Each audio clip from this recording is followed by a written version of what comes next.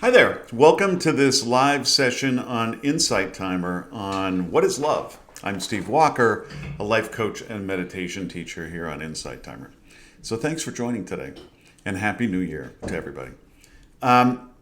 As you probably know, these live sessions are free. They're supported with donations from people like you. So if you feel so inclined at some point, you feel inspired or something really resonates with you and you want to make a donation, it's most welcome. So thanks in advance. I like to start these sessions with a brief meditation to ground ourselves in this present moment, in the only thing that's real now, the only thing we actually have control over. So get yourself in a comfortable position, and if you feel comfortable with it, close your eyes or kind of gently, softly fixate your gaze across the room and take a couple of deep cleansing breaths. Let's calm our nervous systems and root ourselves in the present moment by taking some deep breaths in through the nose, nice and slowly for a count of 4, and then hold it at the top for a second or two, and then out slowly through your mouth for a count of 6. So in for 4, hold it for a second or two, out for 6.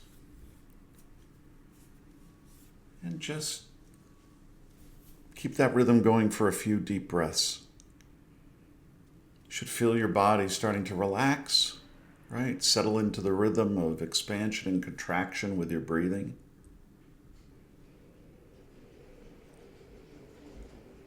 Feel how grounded you are, right?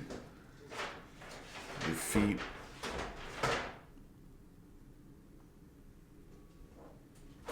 Connection to the earth.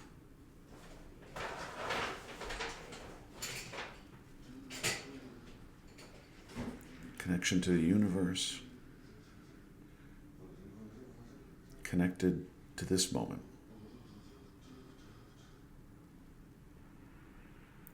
You can let your breathing now resume its normal pace, maybe a little bit deeper than normal, but nice, easy rhythm in and out through your nose, probably.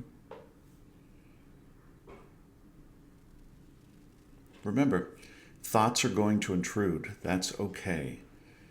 We're trying to train ourselves to become the observer, to observe our thoughts, not be controlled by them, and to have the mindfulness, the awareness, the agency, the control to choose where to direct our attention when we do become distracted by these thoughts. In this case, back to your breathing and the sound of my voice. So every time a thought comes in, it's just an opportunity to practice this. That's a good thing. No judgment is needed or desired.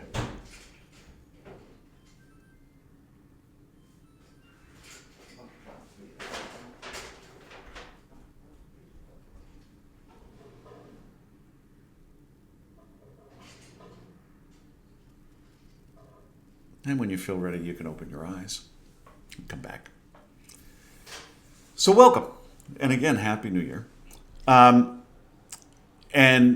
I love an active chat. I'd love this to feel like a conversation as much as anything. So if you feel up to it, let us know where you're tuning in from. And then throughout the session, if you have questions or epiphanies or situations or anything you want to contribute, pop it in the chat. I'm sure somebody else will feel validated or heard by whatever you put in the chat, right? Because we tend to share a lot of the same experiences, and it's nice to see somebody else connecting in that way. Chris says, "Hi, Steve. Happy to be here. Looking forward to listening, and thank you for the grounded." That's great. Yeah, you're welcome. San Francisco. Love San Francisco. Oh my gosh. Beautiful place. I'm just outside of Boston. It's cloudy, rainy, off and on, foggy a little bit, 30 degrees. So it's cold and not very nice out. It's nice to be inside. So what is love is our topic today. And I wanted to have this be the first session of the new year because it's such an elemental question and so important, so central to our lives, to the human experience. It's a word that we use incredibly often, right? Most of us, in various contexts. And that's one of the challenging things is that this one word is supposed to mean a lot of different things in a lot of different situations. And, you've probably heard that like the ancient Greeks had like, I don't know, 20 something words that meant love, but there are different kinds of love, right? And so we have this one word that's supposed to carry all of this responsibility to convey meaning, profound meaning, right? Love is profound. And yet we use it so much and in so many different ways that it kind of waters it down sometimes and it creates confusion, I think, in a lot of us. What does it really mean, right?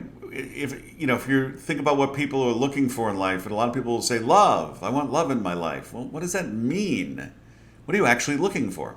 Because I think a lot of times we actually mean we're looking for different things, right? So let's explore that. We're going to, romantic love is going to come up a bunch, but we're not just talking about romantic love, right? There are lots of different kinds of love and lots of different parts of our life where we can experience love and where it feels relevant. And so, I want to keep that in mind too, that while certainly romantic love will come up, a lot of this is relevant to any relationships or situations that might involve love or loving energy. I want to think of it less as something that you like fall into and out of, this like temporary state, and more about an energy and more about a way of living, almost, right? A way of relating to ourselves and to other people, right? Almost like a mindset and lifestyle combined, right, in a way. So I hopefully you'll relate to a lot of this and it'll be helpful and insightful and get you to think a little bit maybe. And maybe feel a little bit. Hello out in beautiful British Columbia. Okay, so what do we tend to use the word love for? Lots of things, right?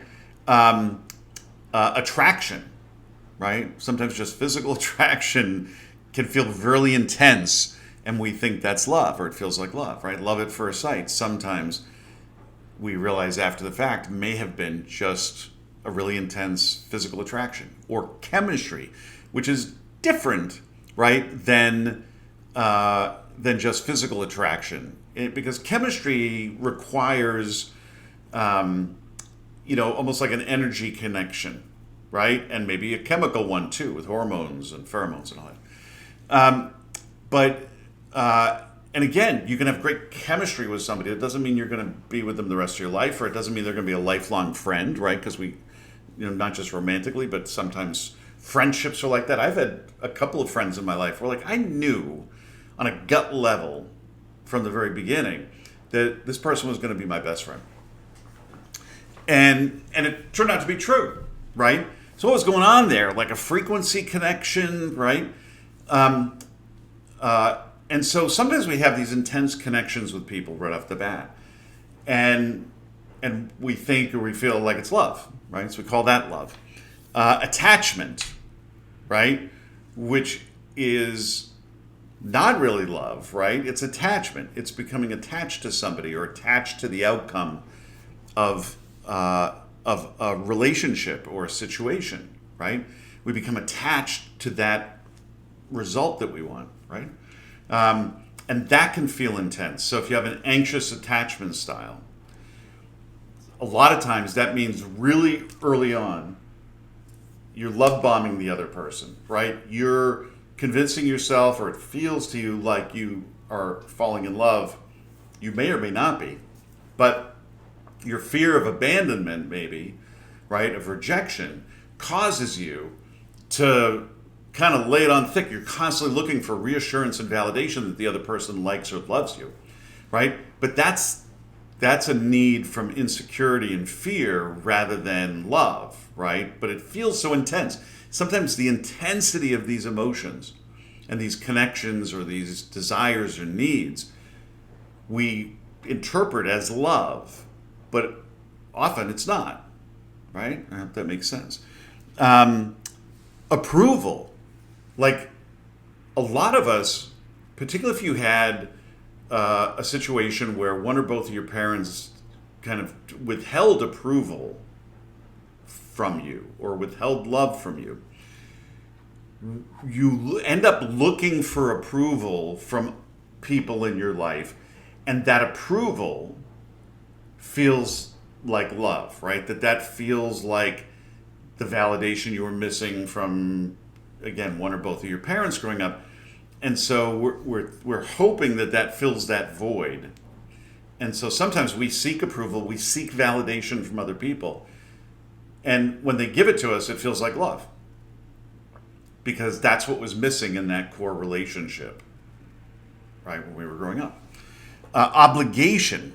For my mom, love meant loyalty and obligation, right? That was a big part of it.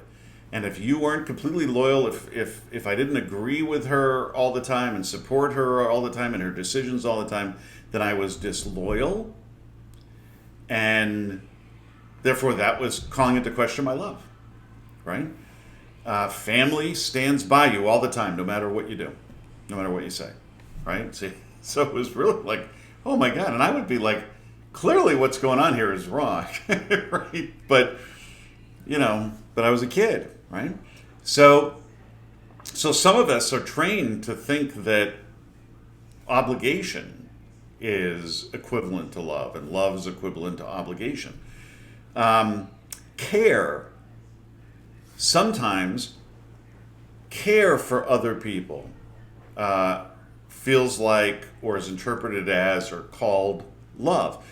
I had somebody once who tried to convince me that I was in love with them because I was loving towards them, right? I cared for them. I, did nice acts of service and was thoughtful and attentive and empathetic and compassionate, right? That kind of care for someone is loving care, right? But it doesn't necessarily mean you're in love with that person or you love that person. But for some people, particularly people who haven't had that in their lives very much, that feels like love, right? Feels like love. That person was convinced, absolutely convinced that I was in love with them. And I said, no, I am a loving person, and I can show loving care towards you, but not be in love with you, right? And so I thought that was a really interesting experience for me, and really made me think about, what does love mean to different people, right? And what does it mean to me, right?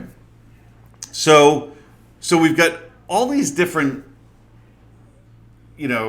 ways of thinking about and referring to love. A lot of it is about emotion and intensity rather than necessarily actual love, right? Sometimes it's just the intensity of the situation or the intensity of your need or my need, right? And it may be that some intense emotions are involved, but it may not necessarily be about love, right? What is it not? Love is not intensity. It's not, right? In fact, the opposite. When we first meet somebody, or somebody maybe even in our lives, family member, whatever, if our nervous system becomes disrupted around them, we become maybe anxious or a little bit of fight or flight because we're feeling insecure. And we get that adrenaline rush, right? that sometimes gets interpreted as like butterflies or fireworks. And we think, oh my God, I'm falling in love with this person. It could just be your nervous system is disrupted around that person. Someone that you really connect with and have the potential for developing a relationship, or you have a relationship that's really healthy, your nervous system should feel calm around them most of the time, right? And that's a very different message than we tend to be given in our society, right? Whether it's music or movies or TV or whatever. We're expecting the fireworks, but what we should be seeking when we bring people into our lives is a calm nervous system, right? That's the green flag we want. So important to remember, right? That anxiety, that discomfort, that's not what it is, right? Calm nervous system shows that, I've got the potential here for something to become better, deeper. Or with somebody who's already in your life, that's a good green flag that that's going well. That relationship is going well, right? Love is not attachment, right? Again, that desire, that need that some of us have early on, or sometimes throughout a relationship, again, familial, friends, whatever, for validation, for confirmation that they like or love you and all that. That attachment is not love. But we feel like it is because it's intense, right? And we think about it all the time. We obsess about it sometimes. Right. That's not love, right? Fixing or rescuing people is not love, right? Again, that's speaking to a need within us for validation, for purpose, for worthiness, right? That we sometimes are attracted to people or seek people or become codependent with people who we think need us to fix them and to rescue them. That's not love, right? That's not love. That's something different. That's not love. But we often interpret it as love, right? Follow me with this one. Love is not never setting boundaries, right? There's some of us who are led to believe that love means you don't set boundaries with the other person, right? It's unconditional, particularly with family relationships, right? Parent-child relationships. But healthy, loving relationships often require good, healthy boundaries. And so you want to make sure that a relationship is healthy and supporting each person's well-being and growth, right? So in that case, boundaries are a really good thing, right? Can be really helpful. It doesn't mean that you don't love the person if you have boundaries. Quite the opposite, right? It can mean that you do, but you know that these boundaries help protect the love, right? And help protect the healthiness, right, of the relationship, right? Or the ability for one or both of you to grow in that moment, right? So that's really important, right? Because sometimes we have this misconception that boundaries, if you really love the person, you don't need boundaries. That's not true, right? Love doesn't mean avoiding conflict, right? I had that in my head when I was younger because my parents fought a lot, right? And that was really disruptive to me. So I really wanted a relationship that was so loving that there was no conflict. But rather than thinking of it that way, what I should have thought, and what I understand now, is that conflict is going to happen, right? People are going to disagree.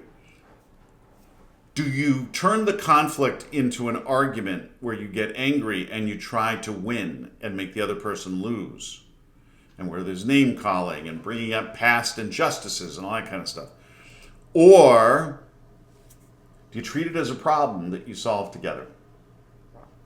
Right? So rather than conflict avoidance, not healthy, Rather, can you turn this into a problem to be solved together, which builds trust and can build love and strengthen love? Right? That's the difference. Right? So don't be avoiding the conflict. Address it, but turn it into a problem you solve together. Right? Because I wish they teach us in high school. We would make better partner choices. Yeah, I mean, I actually ran for a while an innovative high school program that we did teach this. This was a part of the curriculum. And it was life-changing for kids and for me. I mean, I learned a lot by teaching it, right? And by working with the kids. And yeah, it's so important. So important. And again, like to understand this too, that we, if you add this stuff that I'm talking about in with the reality that we tend to be attracted to people who remind us of something about our relationship with our parents, one of our parents' characters, or the relationship between our parents. Because what's familiar to our primitive part of our brain means safe. Right? Because back then, prehistoric times, that was true. The berries that we knew were safe. Right? The berries we didn't know could kill you. So we're programmed to be attracted to things that are familiar. But that means that we are often attracted to people who are familiar to us, but not necessarily healthy or good for us. Or that we can actually love and be loved by, right, in a healthy way. So we need to be aware of that and aware of these things that I'm talking about, because otherwise we are going to make often terrible choices, right? Or not the best choice. Look, I've been married and divorced twice, right? So I had to learn, right, through a lot of challenge, right, how to learn this stuff and how to have some more wisdom moving forward, right? I wish I had this in high school, right?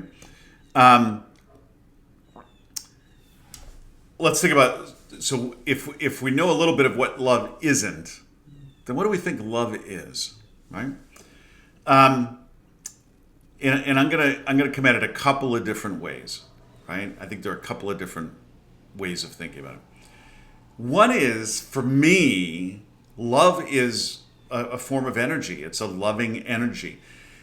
You can feel it when you have a healthy relationship. Again, family member, friend, partner, lover, whatever.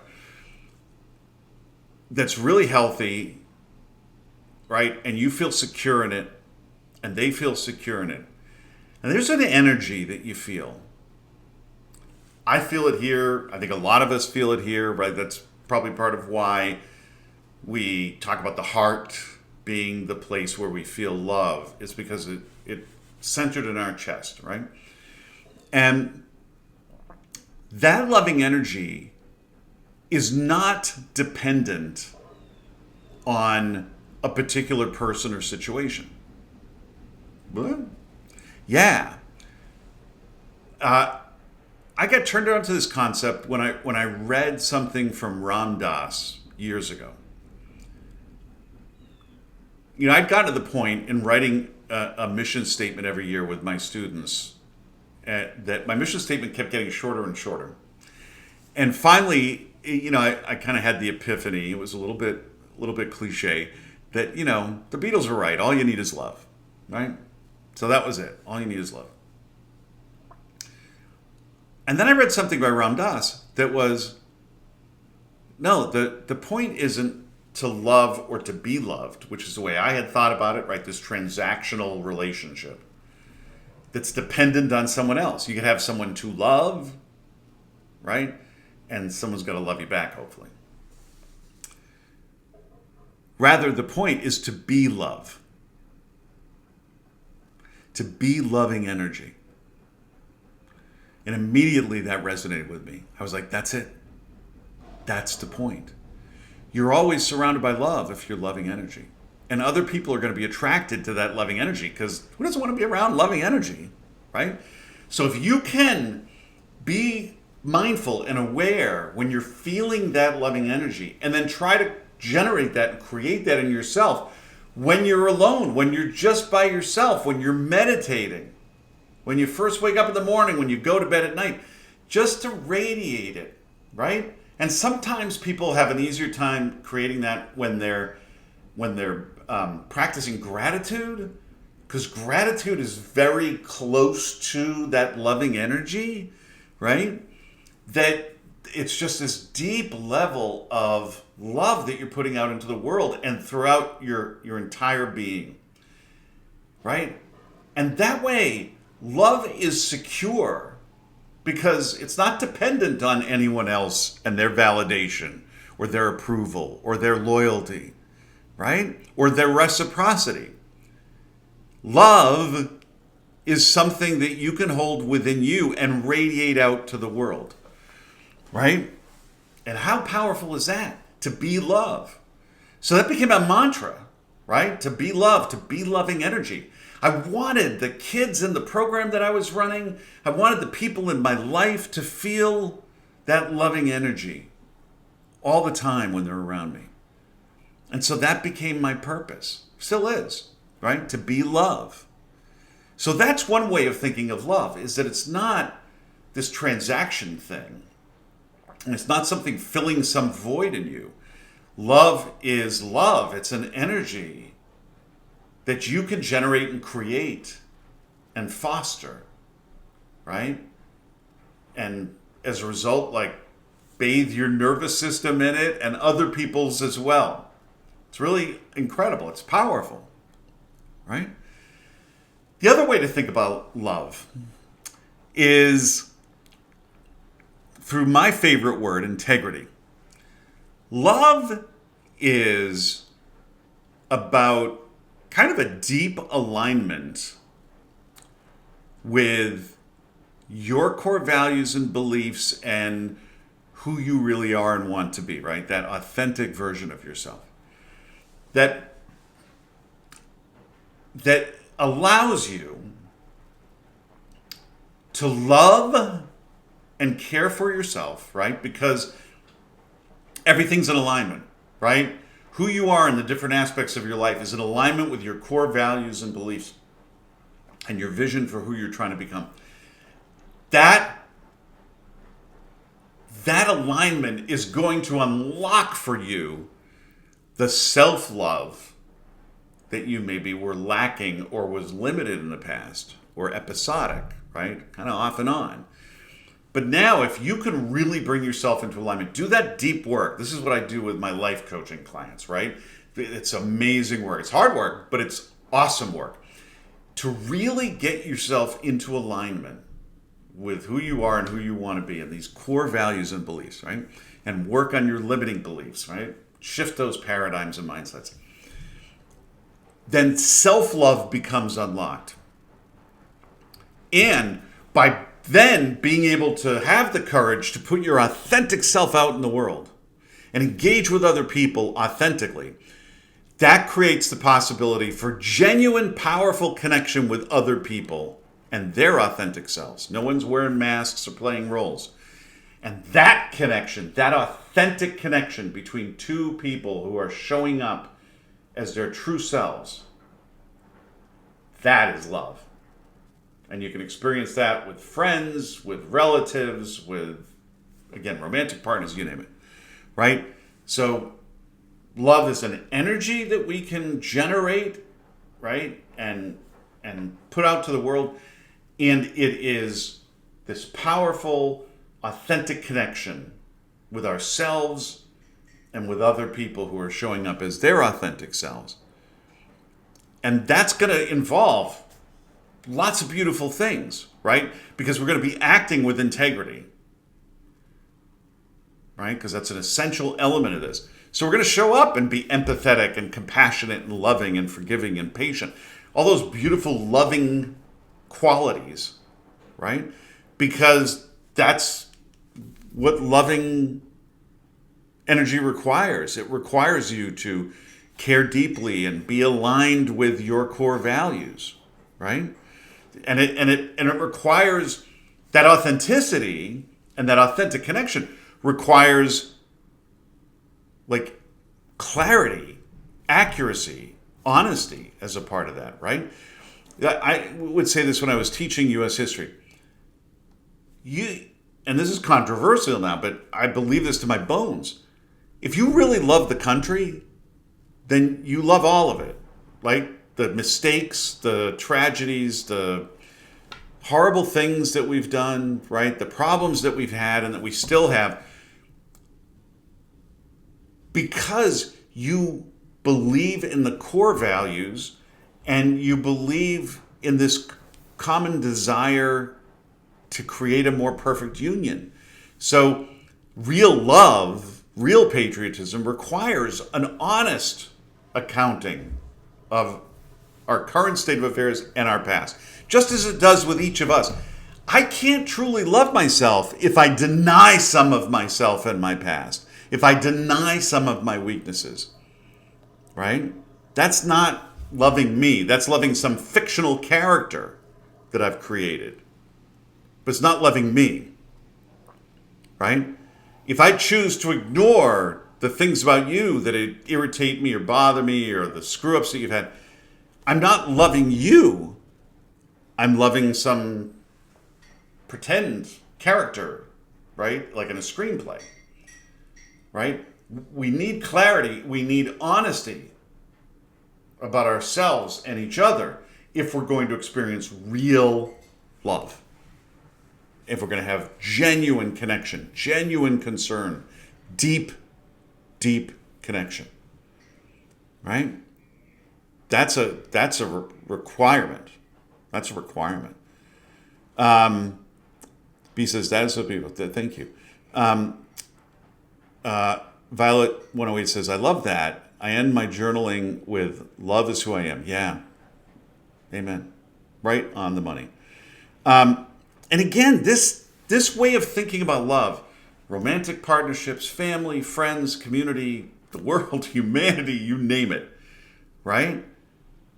You know, I feel a deep connection to humanity because this is the way I look at love and my purpose here. Even before the kind of be love mindset and mantra and all that, you know, go back to when I was young. I quit the State Department 32 years ago to protest our policy toward a genocide in Bosnia. I had never been to Bosnia. I was not Bosnian. I, at that point, only knew a few Bosnians, maybe one or two, through work. That was it. Maybe. Right? But that didn't matter because human beings there are as important to me as human beings here or anywhere. Right? Like that level of connection to people, to your fellow human beings, right? That's the future. When we talk about how are we going to get out of the way things are now, love. And I know it sounds trite and all that, but it's about trying to help people see the humanity and the authentic connection to other people, right? No matter where they are, right? And the empathy and compassion that comes with that. When we think about what this means in practice,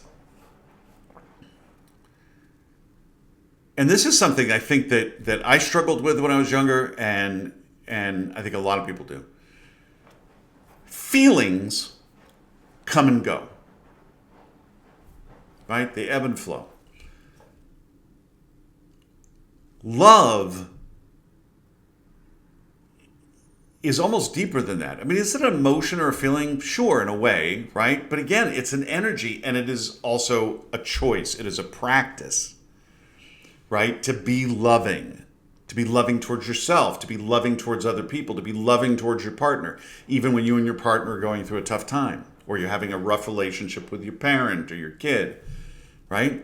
To still be love, to be loving energy, to show up in loving ways is a practice, right? Speaking the truth, but doing it gently with compassion and love, right? And empathy and care and tenderness. Setting the boundary, right? Back to boundaries. Setting the boundary instead of allowing the resentment to build up, or having the difficult conversation and doing it, again, in partnership with the other person to solve the problem so that both people feel good with the result rather than conflict argument, right?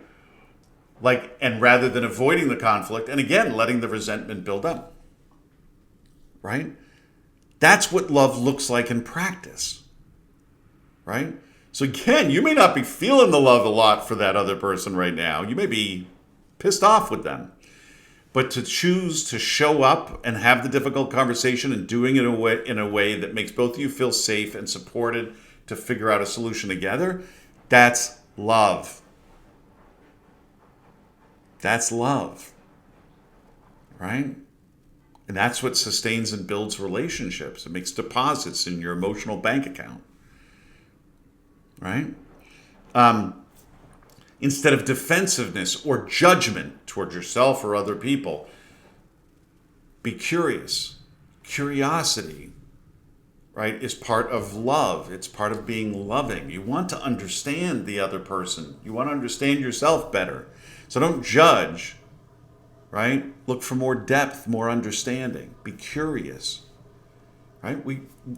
Curiosity, I tell you, curiosity and gratitude are two superpowers that if you can practice those on a daily basis, all your relationships get better, including with yourself.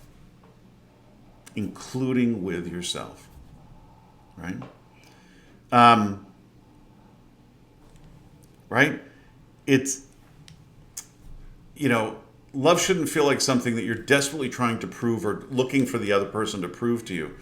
It's evident in how you show up in these situations. It's evident how the other person shows up, right? I've got these guys that I met when I was posted in Moscow 35 years ago or whatever it was. And, we text almost every day. And there's a lot of teasing each other and joking about sports and stuff. But they regularly show up as loving human beings to make sure everything's okay with me and vice versa. Right? And they really do, they care deeply. And it's evident on a regular basis. That's what they show up as. Right? That's love. B says it's a challenge when you show up this way, but your partner does not have the capacity. You're right. It is. And, the question there is again, I would go to curiosity. Why not? What's going on? And what are the ways in which you can be loving and supportive of them, right? It may be that they're going through a rough time, right? That maybe they need some additional support, not necessarily from you, but from somebody else. Maybe it's a professional, a life coach, or a therapist, right? Maybe there are circumstances that just right now in their life, maybe it's at work. Sometimes when you first have kids and it's really hard and stressful and nobody's getting any sleep, right? That can be hard on one or both parents. There are lots of different situations. Being curious about it and figuring out what are the things that they need to maybe in the short term just help them get by and feel your love and compassion, and then that hopefully will get their nervous system to a place where they can have that capacity, right? And then that's a situation too where there are some people out there where, and I was certainly this a lot of times in my life, I stayed in relationships sometimes too long that the other person just didn't have the capacity and wasn't really interested in developing the capacity, and I didn't want to be the person to hurt their feelings, right?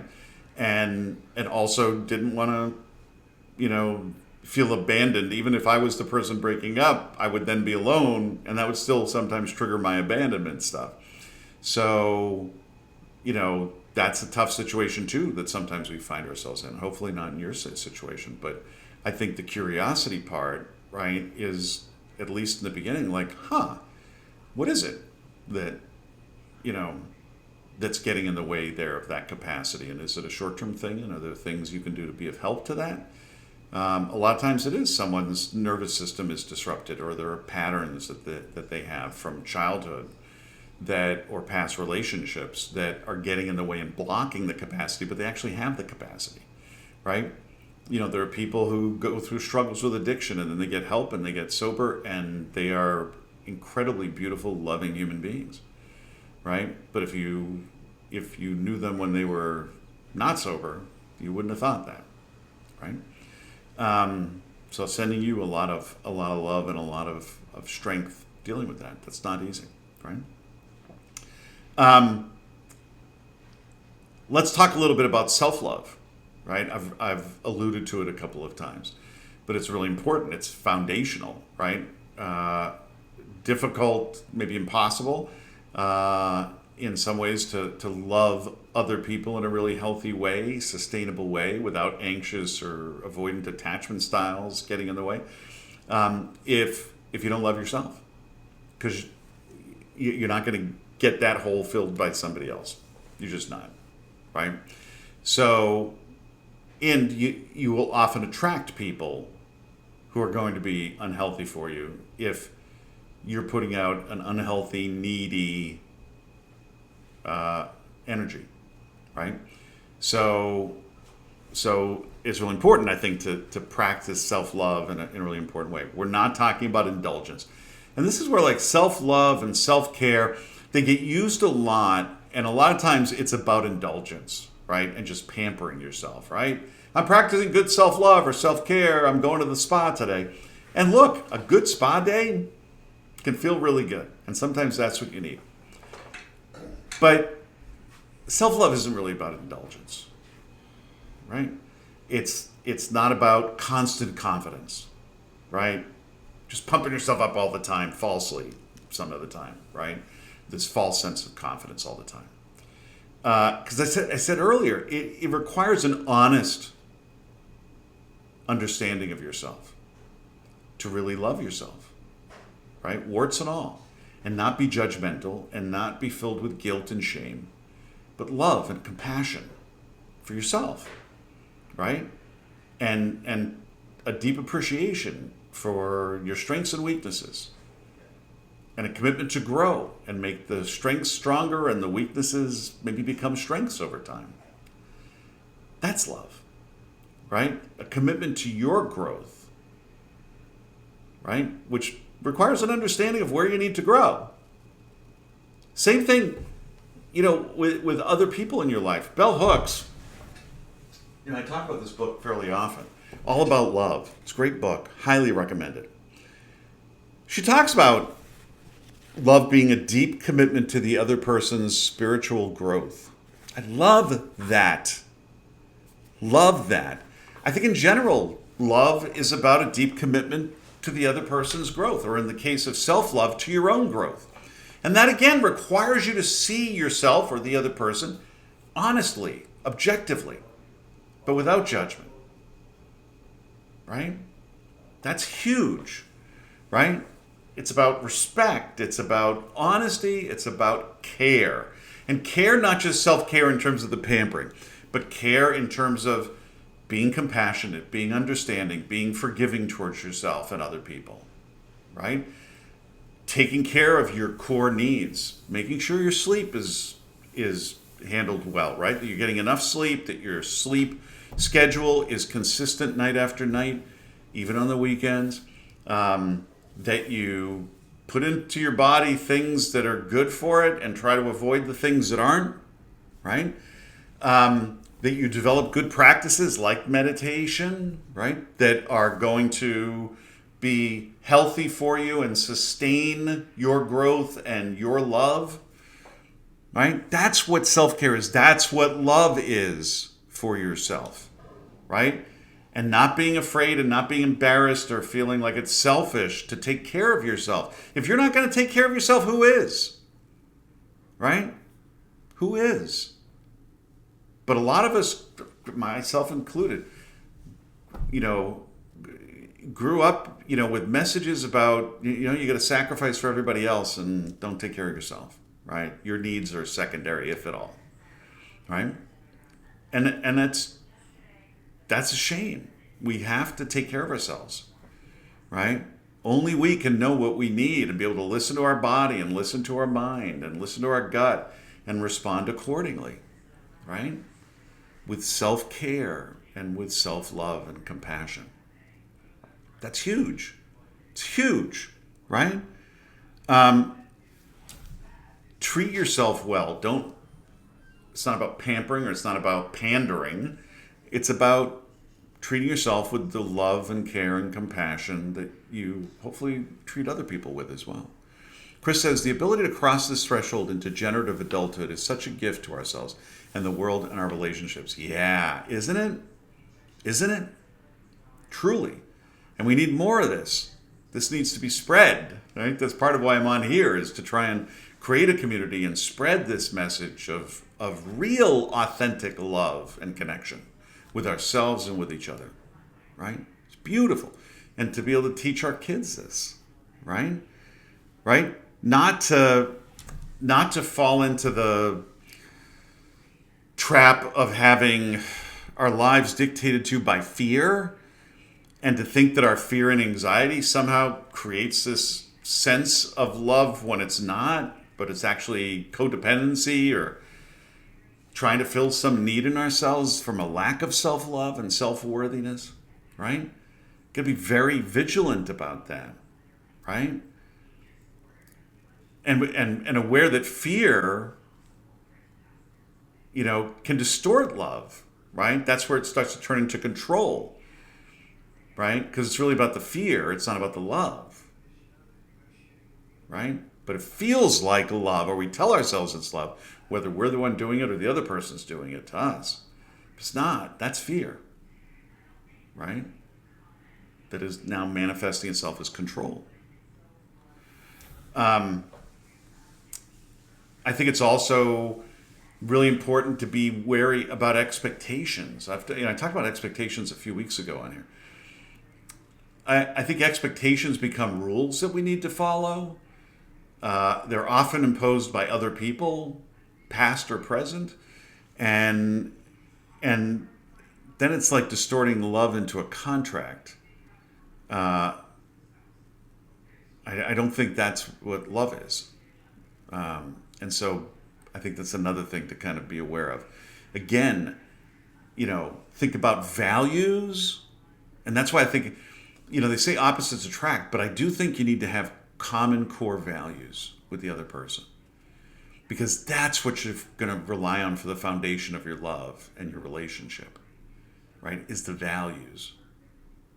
That's what's going to ground you and connect you. So you don't have to worry about expectations if you're grounded in the same values. All right, think about that for a moment.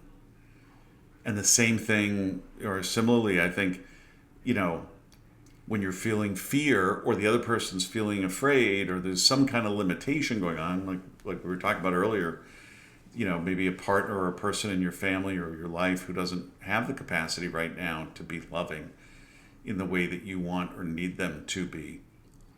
Be curious first and foremost. What's going on here? Like, why?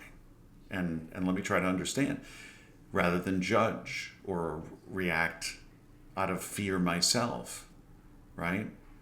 Or shame or guilt towards myself. Let me be curious about, why did I do that? Or why did I say that? That didn't feel good. How do I not do that again? It's curiosity rather than judgment, right? Hope that makes sense, right? Chris says, vigilant is a near word. Learning to calm and to soothe and to befriend and to attend to that vigilance is the capacity to be with any and all emotions, which is love to me. Yeah, that's really interesting, right? Yeah, that's where I think about the integrity part. Integrity in this context means being consistent with your values, being consistent with those core beliefs, the healthy, loving ones, right? Being consistent as your authentic self. Being consistent in terms of putting out loving energy, right? To not judging. Like the more consistent you can be, that means you have integrity, right? And that requires a certain, we're going to call it vigilance. Some people would call it discipline. I think it comes from that deep connection to your authentic self and wanting to show up as that person every day, right? And then the habits that you have, whether it's journaling, meditation, other forms of mindfulness, working with a life coach, sometimes it's therapy, like these things that support us on that journey to be more consistent, to have more integrity, or to be more vigilant, right? Neat word, right? And thank you, Chris, for the donation. Appreciate that. So I think that's really important, right? And that's a big mindset shift for a lot of us, right? So maybe let's take a pause here for a moment. You may even want to close your eyes, maybe even take a deep breath or two, just to kind of like ground you for a moment. What are your big takeaways from this so far? Any epiphanies? Any paradigms that are being shifted? Mindsets that are being shifted? And maybe what's a next step, a baby step that you can take to put this into practice today, right? With yourself, maybe first and foremost, with someone else in your life, right? What's one small baby step? So what's an epiphany or a takeaway? And what's a small step you can take today to put this into practice, right? So just take a moment, think about that for a second.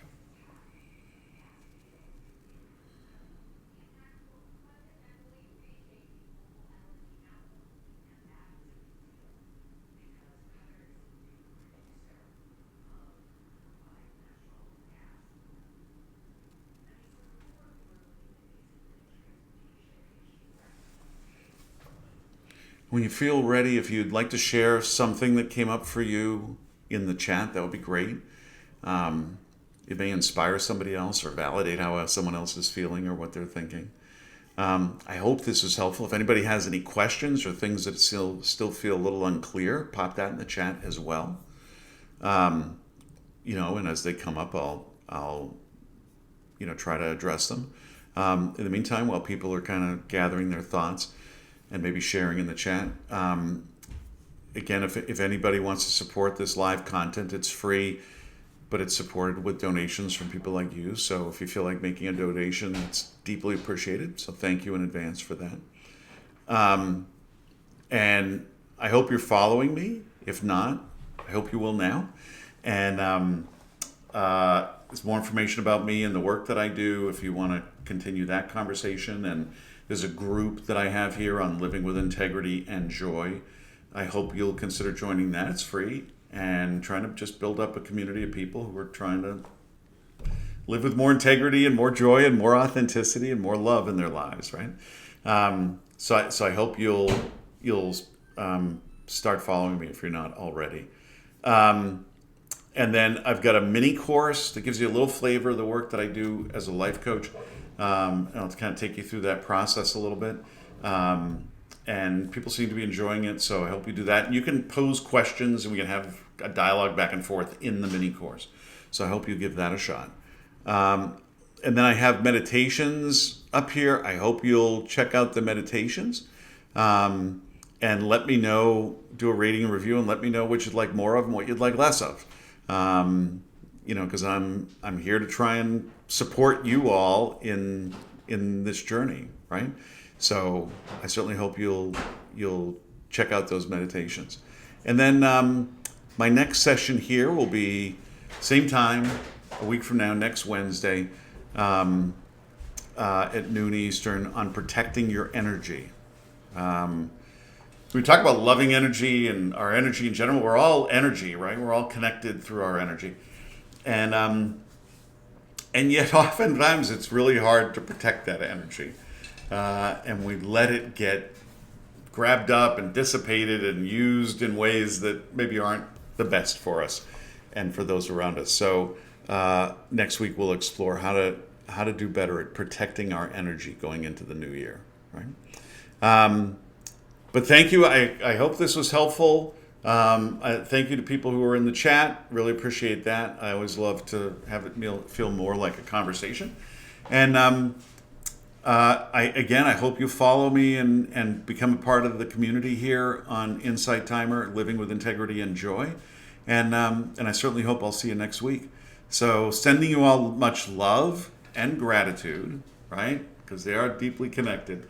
And which I really feel, this is one of the best things in my life is it's having this community here and being a part of the journey with all of you. So I thank you for taking time out of your day to be here with me.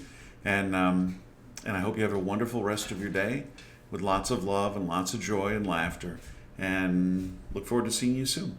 Thanks again.